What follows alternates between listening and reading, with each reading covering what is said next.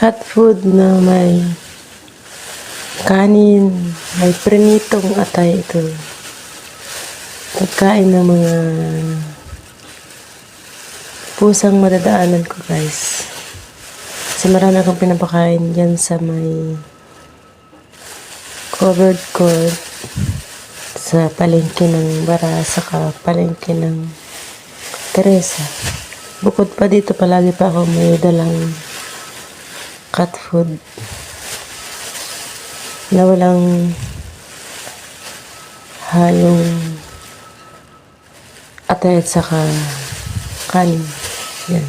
Araw-araw ganito ginagawa ko, guys. Gigising ako ng 2:00 para lang maghanda ng ganitong pagkain nila. Masarap sa pakiramdam ang mga ganitong ginagawa, guys. Yan.